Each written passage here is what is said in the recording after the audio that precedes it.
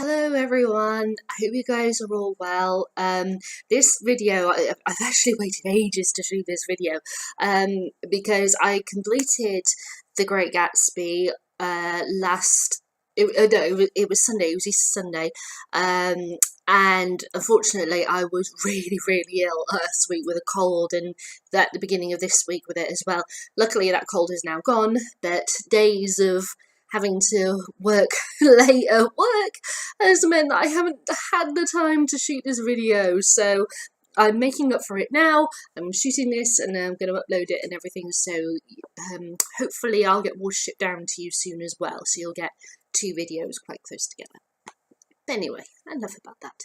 It's time to talk about the book I have been reading, which is The Great Gatsby by F. Scott Fitzgerald. This is actually the second attempt I've had at reading this book. I first tried to read it, it was around the time that the Baz Luhrmann film came out, which I'm going to talk about later, and I was quite interested in the trailer, the concept, the film and everything.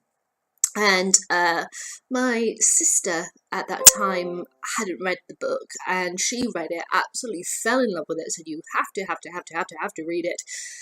And I tried to read it and I just couldn't connect with this whatsoever. I got really frustrated. I just couldn't get into it. So now quite a lot of time has passed. I'm not older, obviously. Bit wiser, well, only a little bit.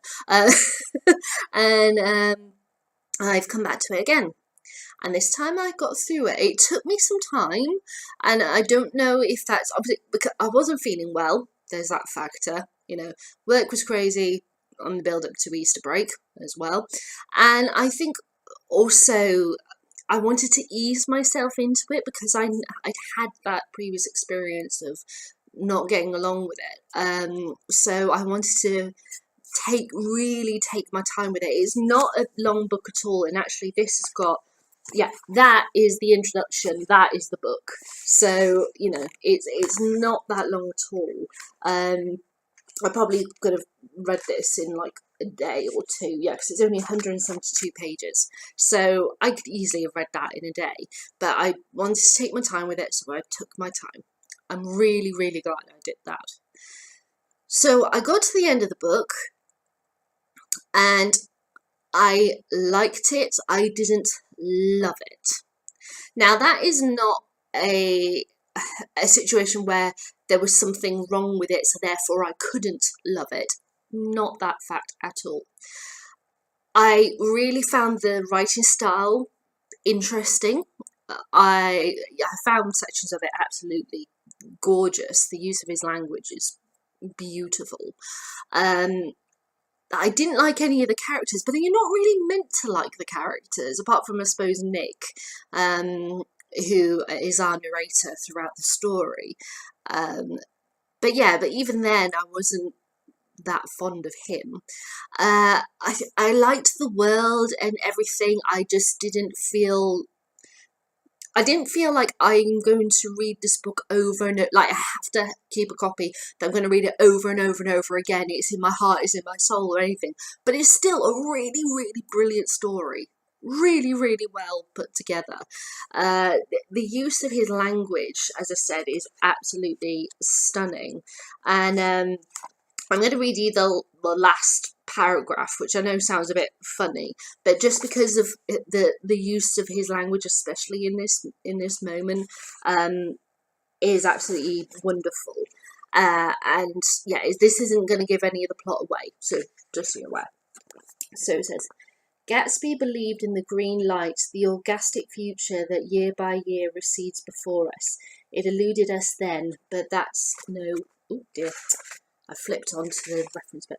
But that's no matter. Tomorrow we will run faster, stretch out our arms further, and one fine morning, so we beat on, boats against the current, borne back ceaselessly into the past. I find that really, he's very poetic. If you like poetry and the way poetry is structured and everything, I think you'll really enjoy Gatsby.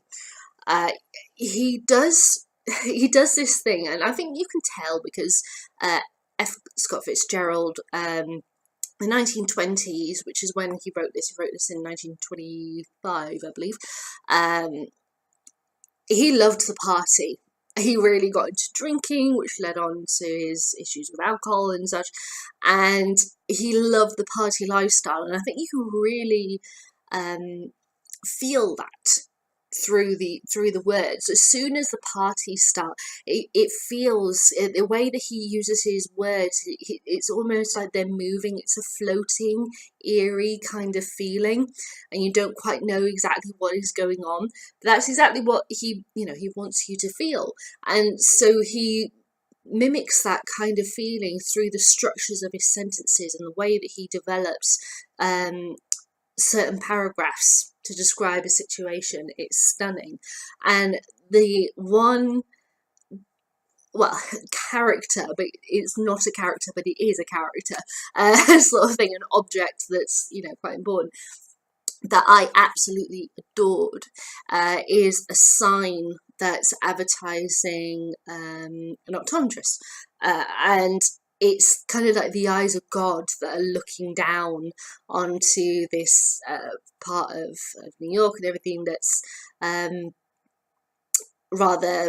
it's an industrial pie. It's being made up and everything, but there's still something kind of, backwater kind of esque thing to it. And it's dirt and coal and dust and industry and these massive eyes that are watching them all. It's absolutely fabulous technique to use, and well done, F. Scott Fitzgerald, for using that.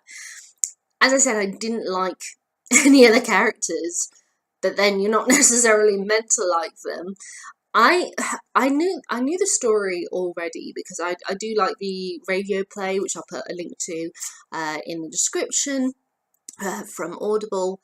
And even though now that I've read the book and I've re-listened to it, it tells a story well. It follows the book very close, just as radio plays tend to, as you've probably heard me say like a million times on this channel if you watch my videos.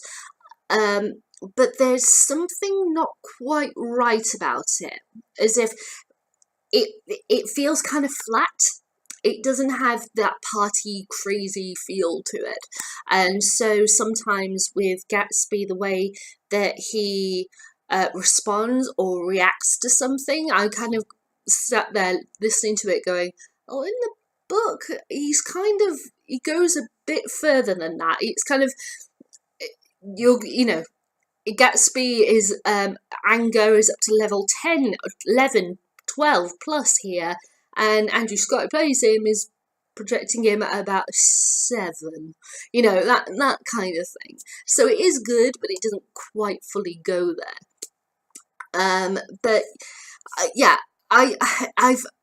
It's made me open my eyes a bit more to this story, the depths of it. I understand the characters more. And I'm going to talk about a couple of adaptations as well whilst I'm here. So my favourite one is Baz Luhrmann's adaptation of Gatsby, which year was this? 2013. Wow, it was a bit ago now. To me, Leonardo Dicaprio should have won his Oscar for either this or The Wolf of Wall Street, not The Revenant. That's just my opinion. So he's absolutely stunning in this film. He got Gatsby completely. And when I said, how Gatsby is like a level like 11, 12 of anger in this scene, Leo goes there. He completely and utterly commits himself to this role, and he is absolutely wonderful in it. Baz totally understood the feel, the party feel, how everyone was living. It was like a liberation at that time. People, dancing, drinking, doing what they wanted, basically. And he captured that beautifully, and using hip-hop music with that era. Stunning technique. Love you, Baz, for doing that. This story fits Baz for the way that he styles his films. It hand in hand. Nobody else could have directed that film, in my opinion. One downfall of this fantastic fantastic adaptation is that there are some elements that Baz didn't explore that are in the book, and it just irks. So, like Nick Carraway, his relationship with Gatsby, it's very much, it's all about admiration and friendship and stuff in this film. Whereas, in the book, Nick kind of fancies Gatsby, but there's nothing of that in this film. And he also does the cardinal sin. He made Daisy be likable.